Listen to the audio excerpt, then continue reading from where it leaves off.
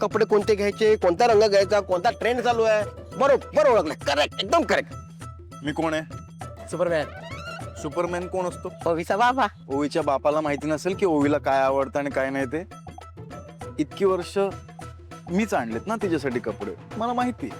आज सावली आली ठीक आहे, म्हणजे एवढं काही नाही त्यात. बघितलं ना तिकडे मी.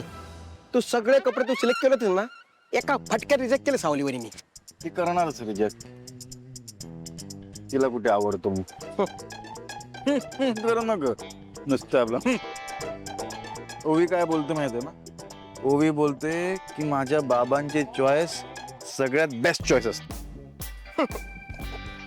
काय स्वतःचं बोलणं तुला आवडलं नाही की काय? माझं बोलणं नाही आवडलं? अरे मग का असतोयस तू? काय खोटं बोललोय मी?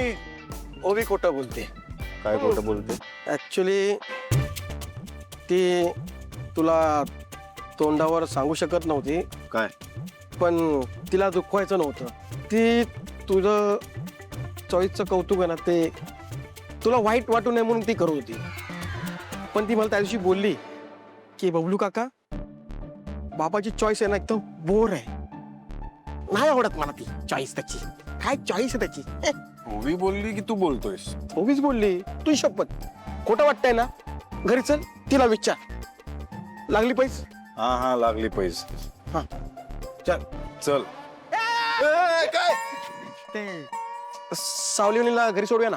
आता तू चल, नाही तर तुलाच सोडतोय. ते जगन्नाथजी येणार आहेत तिला घ्यायला, ऐकला मी फोनवर. चल.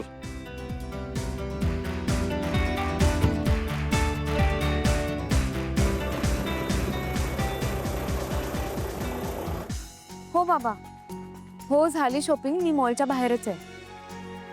ठीक आहे, तुम्ही लवकर या.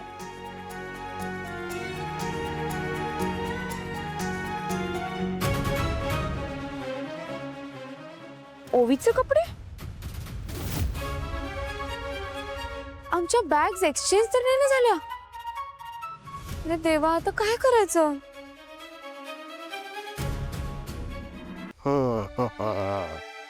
वहिनी काय रे? कुठे? प्रिन्सेस कुठे आहेत आमची? रूम मध्ये. रूम मध्ये? काय नाही, कपडे आणलेत वाढदिवसाचे. म्हटलं नंतर काही प्रॉब्लेम नको साईजचा वगैरे, ते उगाच पुढे कोणते बदलणार जाऊन तिकडे. नाही, बरं केलंस. हल्लीच्या मुलांचा ना काहीच भरोसा नाही. कधी मूड बदलेल, काय होईल काही सांगता येत नाही बाबा. मुलांचं ठीक आहे, ओवीचा कधी मूड बदलेल सांगता येत नाही. बरं ठीक आहे, मीच नेऊन दाखवतो तिला, बघतो आवडतात की नाही.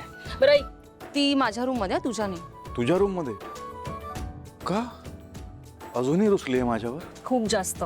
आणि तिने मला निक्षून सांगितलंय की बाबा जोपर्यंत माझा आणि अबीरचा बर्थडे एकत्र सेलिब्रेट करायला तयार होत नाही, तोपर्यंत मी त्याच्याशी एकही शब्द बोलणार नाही आणि त्याला भेटणार सुद्धा नाही. हे घे, तूच दे, नाहीतर परत चिडेल माझ्यावरती. आणि विचार तिला ड्रेस आवडलाय की नाही. आवडेल. काय आहे, सारे दुधाने ना एक ड्रेस चॉईस केलाय. तिला कोणता रंग चांगला दिसेल, ड्रेस चांगला दिसेल, मस्त चॉईस केली आहे. ते काय झालं, ती होती ना म्हणून तिची मदत मिळाली मला. तिची मदत? कोणाची मदत रे? कोणाची मदत? तिची ती दुकानवाली ताई. हा ताई दुकानवाली. मस्त चॉईस आहे तिची. बरं ठीक आहे, मी आता हे कपडे घेऊन जाते, ट्राय करून बघते. बघूया तरी बाबाची चॉईस लेकीला आवडते की नाही ते. आलीच.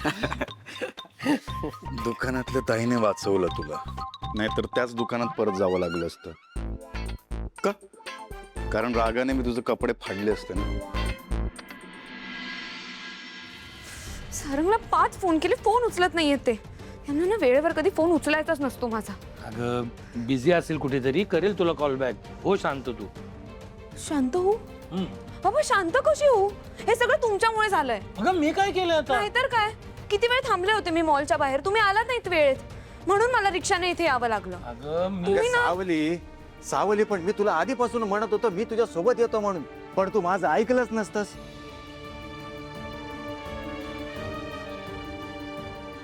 सावली, तो सारंग पण मॉलला येणार होता हे तुला आधीपासूनच माहित होतं का ग? मला कसं माहित असेल? नाही तसं नाही, त्या आबीरचे कपडे पण त्याने सिलेक्ट केलेले असतात.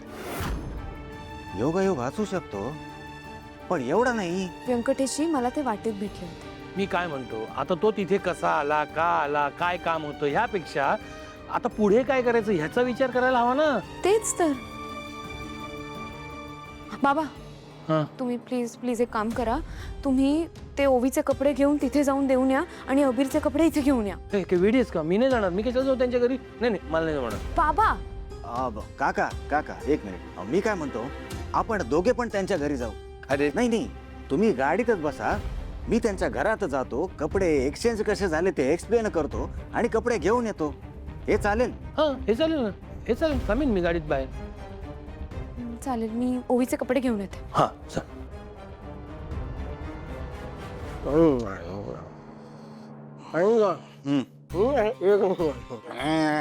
नीट का आधी दादा लय भारी काम झालं बघ. नियतीचा खेळ कसा असतो बघ. तू कपडे घेतलेस सावलीवणीच्या मुलासाठी, सावलीवणीने कपडे घेतले तुझ्या मुलीसाठी. दोघं लांब लांब पळत आहे, पण चॉईस मुलांसाठी करताय एकत्र बसून. मस्त मस्त. इथे पण नियती खेळ खेळते. मोबाईल चालूच होत नाहीये. म्हणलं देवाकडे घेऊन जाणार, देवाची ट्रान्सफर झाली आहे. काय करायचं सांग. पण कळलंच नाही का अजून कोणाचा फोन आहे? फोन मेसेज काहीच नाही आलं का? अरे त्या दिवशी वाजला होता, मी उचलायला गेलो तेवढ्यात बंद झाला. नियती. सारंग, बबलू, वा काय कपडे आणले तुम्ही. एक नंबर चॉईस आहे तुमच्या दोघांची. Thank you thank you.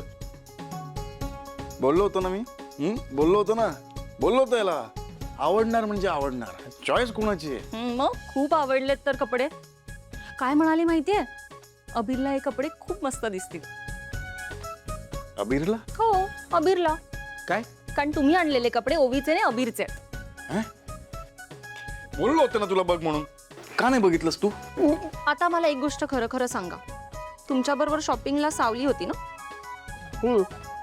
सावली आली होती? नाही,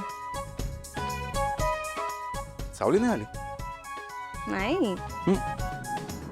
आत्ता तिचा कॉल आला होता मला. तुला केव्हाची कॉल करते, फोन का नाही उचलत तिचा? अरे ते सायलेंटवर होता फोन. आता काय करायचं?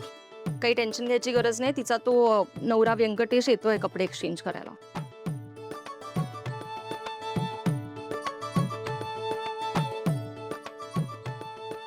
सारंग, मला एक गोष्ट कळत नाहीये, तुम्ही दोघं एकत्र शॉपिंगला जाऊ शकता, मग या मुलांचा बर्थडे सेलिब्रेट करायला काय प्रॉब्लेम आहे? वहिनी तुला समजत नाहीये, ते खूप अवघड आहे. सारंग, मला सगळं समजतंय. मला माहितीये तू घरातल्या वादामुळे म्हणतोयस नाही, पण जरा या मुलांचा विचार कर ना. त्यांना नाराज करून कसं चालेल? काहीतरी मार्ग असेल ना. मी एका पायावर तयार होईल. सावली तयार होईल का? आईला तयार व्हावंच लागत असतं बघ. त्यासाठी माझ्याकडे एक मस्त आयडिया असते. पण अबे फक्त तुझ्या आईने तयार होऊन कसं चालेल? माझा बाबा पण तेवढंच हट्टी आहे ना. त्या दोघांनी एकत्र आपला बर्थडे सेलिब्रेशन करायला हवं. अगं ओवी, म्हणूनच तर मी तुला सांगत असतो बघ, माझी ही आयडिया जेवढी माझ्या आईवर काम करणार असते तेवढी तुझ्या बाबांवर पण काम करणार असते बघ. मी जे सांगत फक्त तू कर, मग बघ कसे दोघे जण एका पायावर तयार होतात ते.